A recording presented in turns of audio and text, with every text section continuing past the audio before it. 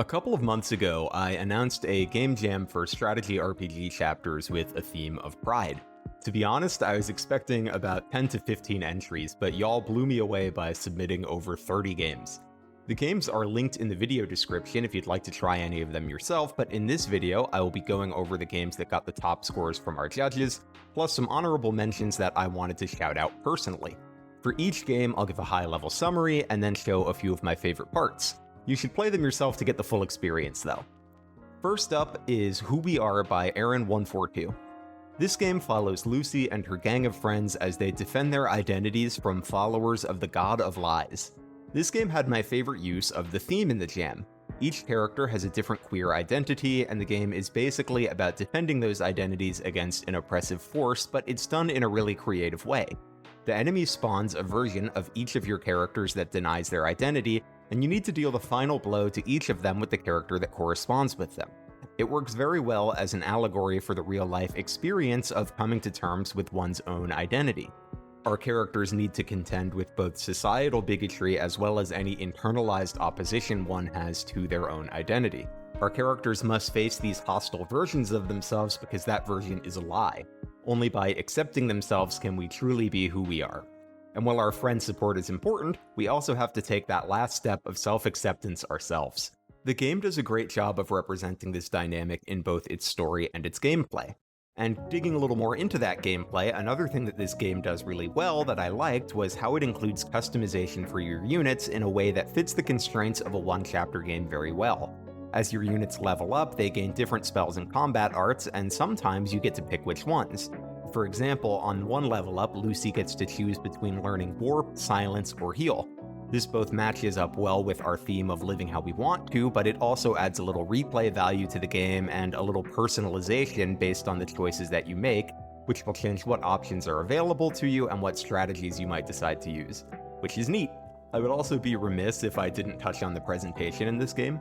The art is really charming, and I liked the character designs, with each one sharing a color palette with the pride flag associated with their identity. It's a very cute game overall that wonderfully uses the theme of pride not just in its writing, but in its gameplay. It's implemented in a way that's both fun and feels really thoughtful. Additionally, this map plays with something like a variant of Phoenix mode from Evie Fates. When a unit dies, they respawn at the house at the top of the map. It's a defend map, so the lose condition is enemies getting to the defend point rather than your units dying.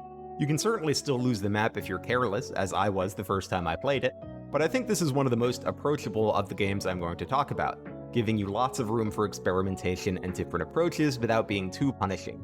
For all those reasons, I really think you should give this one a try. The next top-scoring game was Bound Souls by The Friendly German. This hack follows Ophelia and her resistance group who fight against Mayron, an evil ruler that seeks to unify the world beneath his thumb. Beyond struggling against Mayron's troops, Ophelia and her compatriot Thalia are also struggling to admit their true feelings for each other, wanting desperately not to lose each other and to free the world so the other can live in peace, but also not quite being able to confess their love for each other. This all sets the stage for our map. Mayron sits on an inaccessible cliffside as we fight through his army. The map is divided into two paths, each ending in a temple, and you're told to visit one of them with Thalia and one with Ophelia. I love things that encourage you to split your army up like this, as it's an opportunity for meaningful player choice. How you divide up your troops will change how the map plays out, and if you play the hack multiple times, you'll have a slightly different experience depending on how you make that division of your squad. You could even instead keep your group together and take on the objectives one at a time at the cost of facing more of Mayron's reinforcements. All of the options feel viable with different pros and cons. Mayron's reinforcements are done in a really smart way in this game as well.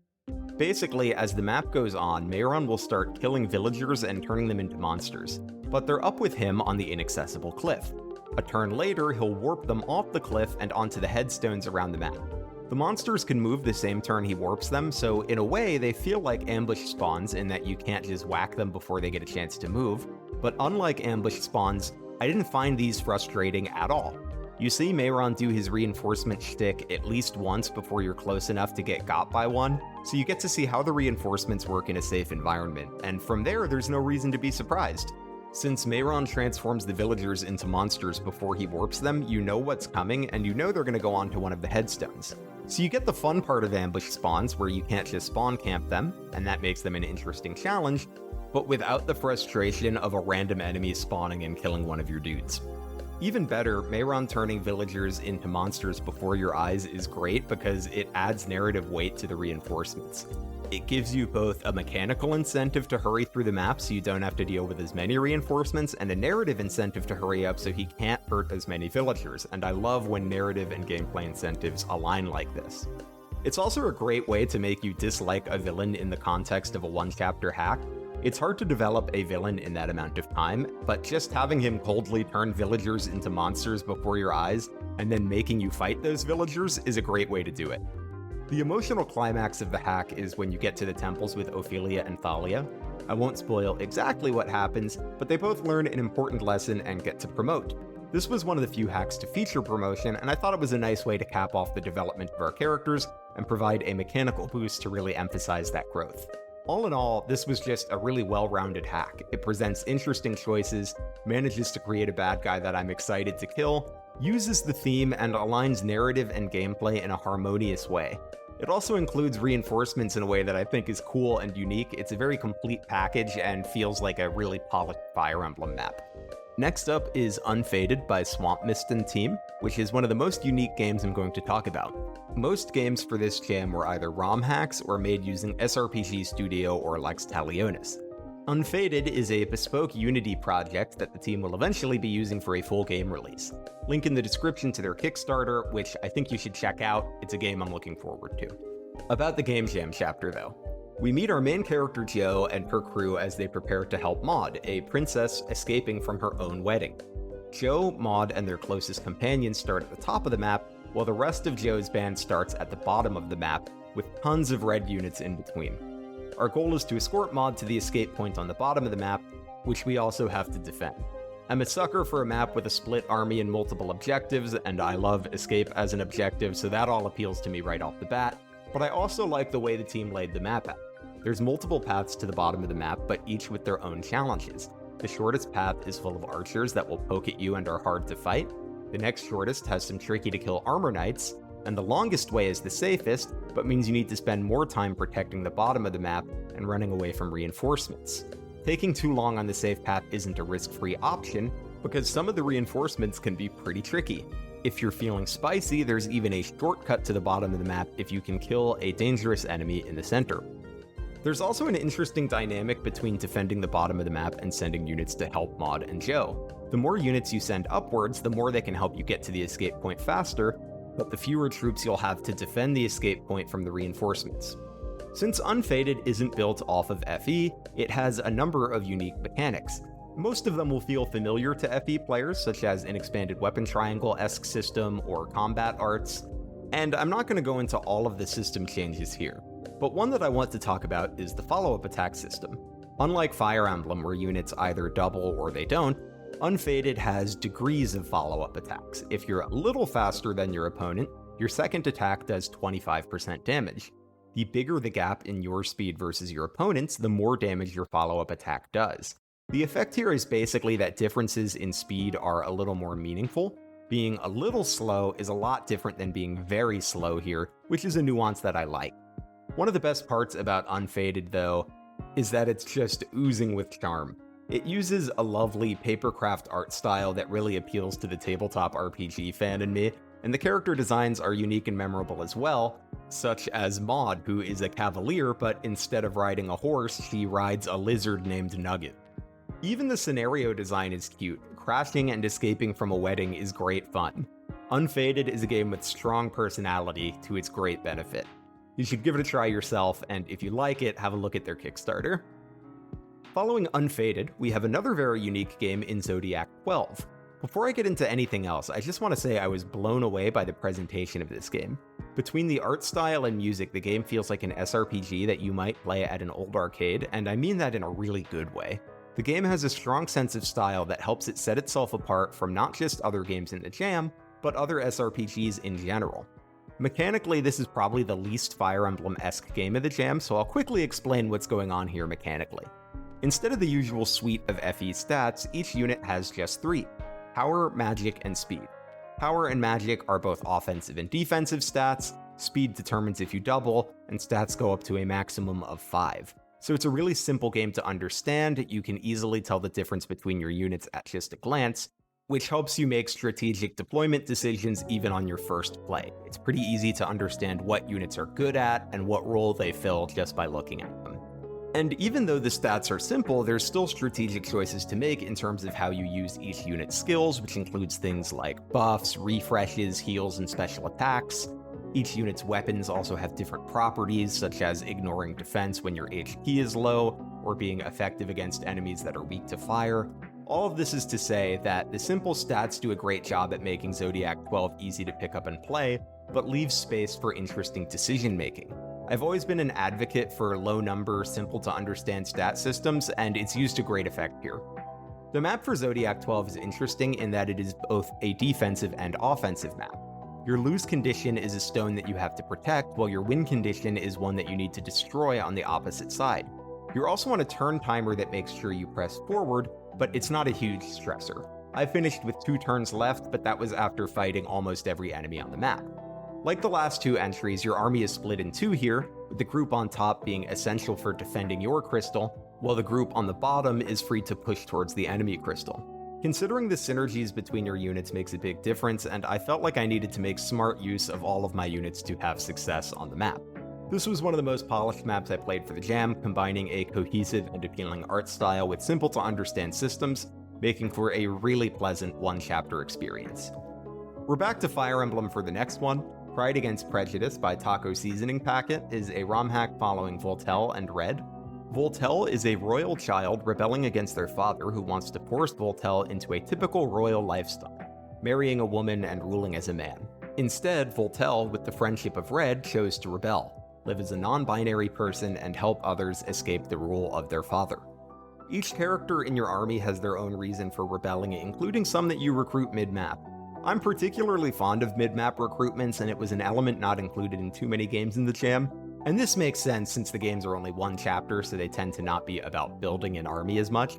But I think it can still be a powerful tool. In this chapter, we recruit George, a kind but initially misguided soldier from one of the castles we need to seize. Recruiting him and bringing him to fight his old commanding officer is a fun narrative moment that's only enabled by him starting as a red unit that we recruit. Many of the characters also have pre-existing relationships that are expanded on in talk conversations. Despite having a fairly large cast size, heavy use of talk conversations means that you get to know a lot about the characters and their motivations, whether they're fighting for their own love, freedom, or the rights of others. The game has some of my favorite character writing, and that writing is supported by the hand-drawn portraits. Every character pops, and the departure from Effie's usual portrait style gives the game a lot of personality and lets the artist explore more elements of queer style and fashion, which is great for a game that includes LGBT characters as part of its exploration of the jam's Pride theme. Plus, I just think a lot of them are neat. Sally and Camus are my favorites. I really love his hat. I've talked a lot about the writing and the characters, which are the highlight of this game for me, but I want to give some respect to the gameplay too, because it is a fun one. Like a couple other games I've talked about, we have a split party in this hack, with half starting on the left and half on the right, with the goal of meeting in the middle. It's interesting that so many hacks made this choice, but I do think it's a strong one. It lets you tell a mechanical story about characters reuniting, such as Voltel and Red here, or Sally and her partner.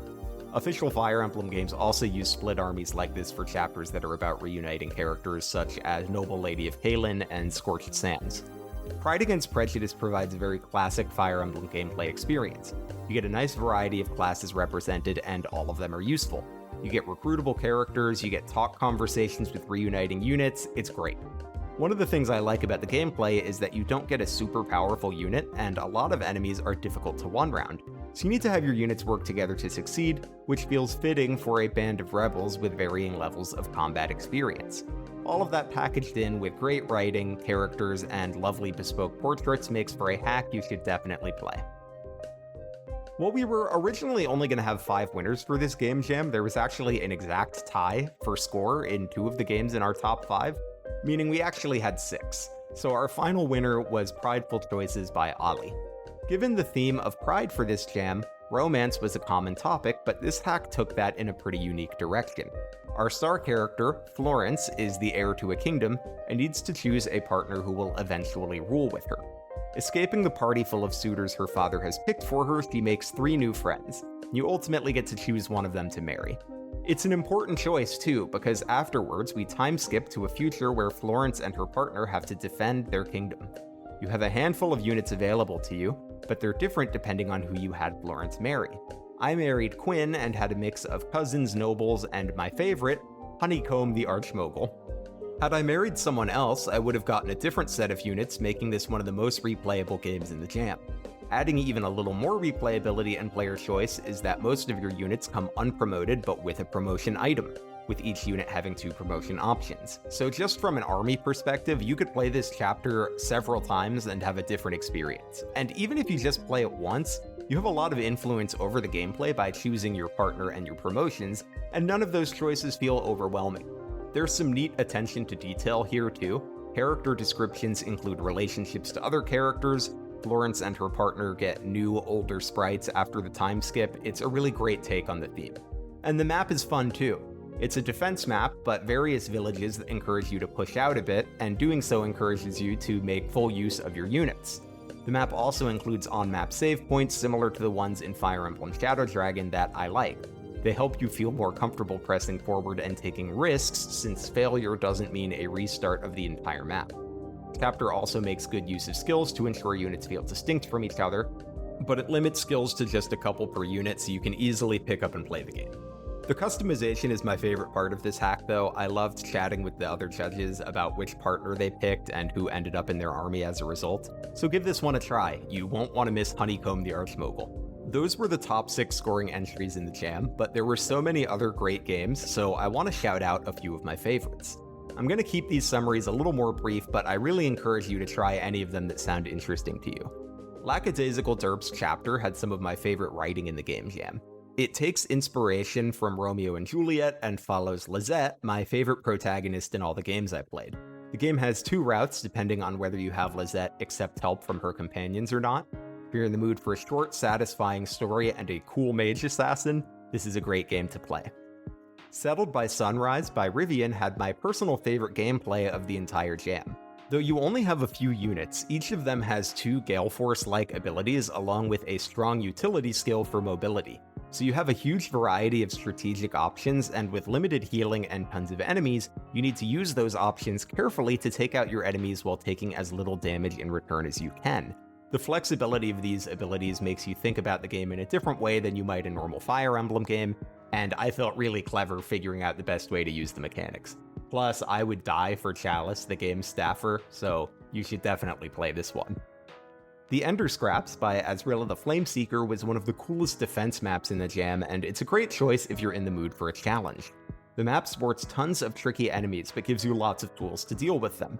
The most unique is the game's mercenary system. There are several houses that you can visit to hire mercenaries, and they charge you gold for their services, but allow you to choose from a variety of green units that will help you out.